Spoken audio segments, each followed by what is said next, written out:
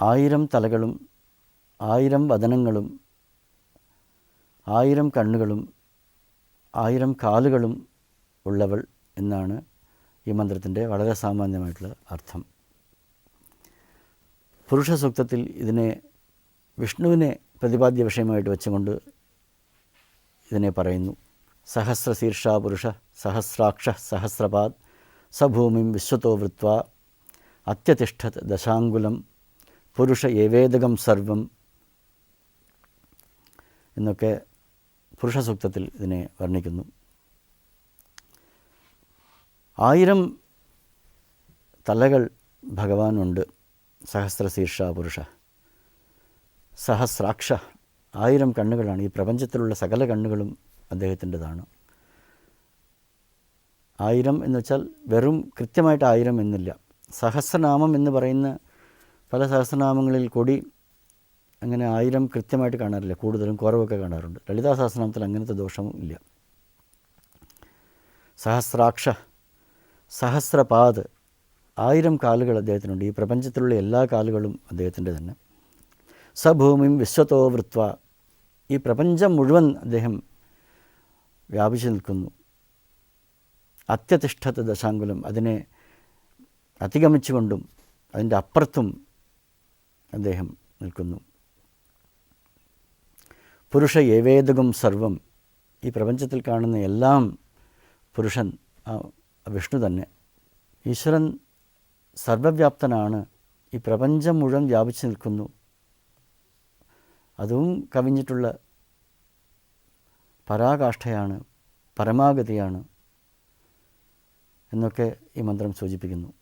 1000 എന്ന് വെച്ചാൽ അയുതം, അനന്തം, അനേകായിരം എന്നൊക്കെയാണ് അർത്ഥം. അല്ലാണ്ട് വെറും കൃത്യമായിട്ടുള്ള 1000 എന്നുള്ള അർത്ഥമല്ല.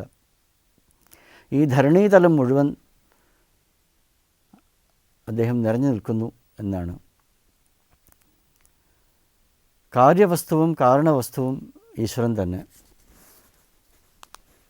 നമ്മൾ ഇതിനൊരു ഉദാഹരണ രൂപത്തിൽ 3 ഉദാഹരണങ്ങൾ എടുക്കാം.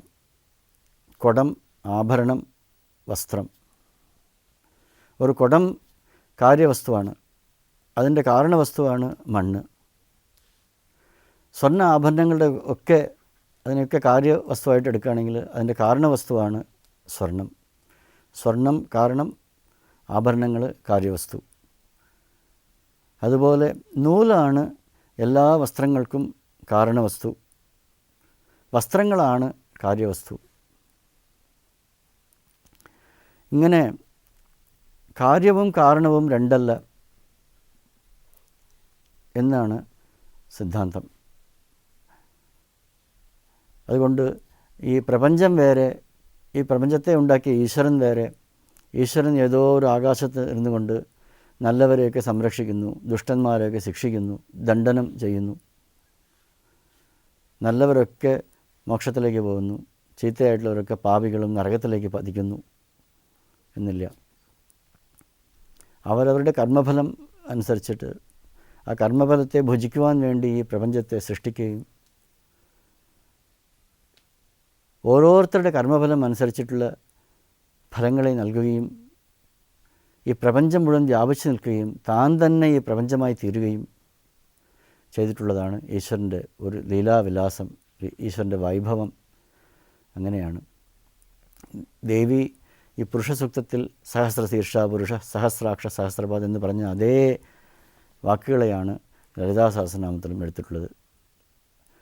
സഹസ്രശീർഷവദന സഹസ്രാക്ഷി സഹസ്രപാദ് എന്ന് പുരുഷസൂക്തത്തിൽ പ്രതിപാദിക്കുന്ന അതേ വിഷയത്തെ ഈ ലളിതാ സഹസ്രനാമത്തിൽ ഈ രീതിയിൽ പറഞ്ഞിരിക്കുന്നു. ശ്രീ ലളിതാ സഹസ്രനാമത്തിൽ ഇനി നമ്മൾ നോക്കാൻ പോകുന്ന മന്ത്രങ്ങൾ ആ ബ്രഹ്മ കീടജനനി, വർണ്ണാശ്രമ വിധായിനി എന്നുള്ളവയാണ്. ഈ പ്രപഞ്ച സൃഷ്ടി എല്ലാം ദേവീമയമാണ് എന്നൊക്കെ പറഞ്ഞതിന് ശേഷം അവരവരുടെ കർമ്മഫലം അനുസരിച്ച് ഓരോരുത്തർക്ക് ജന്മം കിട്ടുന്നു. ആ ജന്മത്തിലൂടെ അവർ കർമ്മങ്ങളിലൂടെയും ശരിയായ ധർമാചരണത്തിലൂടെയും ചിത്തശുദ്ധി നേടുന്നു. മുക്തിക്കുള്ള ഒരു ഉപായമാണിത് എന്നൊക്കെ ചുരുക്കത്തിൽ കണ്ടു. ആ ബ്രഹ്മകീടജനനി അതേ കാര്യങ്ങളെയാണ് ഇപ്പോൾ വീണ്ടും പറഞ്ഞുകൊണ്ട് പോകുന്നത് ലളിതാ സഹസ്രനാമത്തിൽ. ആ ബ്രഹ്മകീടജനനി, ബ്രഹ്മാവ് മുതൽക്ക് കീടങ്ങൾ വരെ ജനിപ്പിക്കുന്നവൾ. ഇത് മാതൃത്വത്തെ ഒന്നും കൂടി പറയുന്ന ഒരു നാമമാണ് ജനനി എന്നുള്ളത്. ശ്രീ ലളിതാ സഹസ്രനാമത്തിൽ പല നാമങ്ങളും മാത, അംബിക, ഐ, ജഗദ്ധാത്രി, ജഗജ്ജനനി, പ്രസു, വേദാദി ജഗത്പ്രസു, അംബിക എന്നൊക്കെയുള്ള മന്ത്രങ്ങളൊക്കെ അമ്മ എന്നുള്ള വാക്കിൻ്റെ സംസ്കൃത വാചകങ്ങളാണ്. അപ്പോൾ ബ്രഹ്മാവ് മുതൽക്ക് ഏറ്റവും ചെറിയ ജീവജാലം വരെ ദേവിയാണ് സൃഷ്ടിച്ചിട്ടുള്ളത്. ആയുർവേദത്തിൽ കകേരുകം അകേരുകം എന്ന് പറയും. അതാണ് ഏറ്റവും ചെറിയ ജീവികൾ. അണുപ്രമാണം പോലും ഇല്ല. ഏറ്റവും ചെറിയ പ്രമാണം ഏതാ വെച്ചാൽ അതാണ് അതിലുള്ളത്. അപ്പോൾ കകേരുകം അകേരുകാദി, ഭാസ്കരരായരുടെ വ്യാഖ്യാനത്തിൽ ഈ രണ്ട് പേരോടും പറയുന്നു.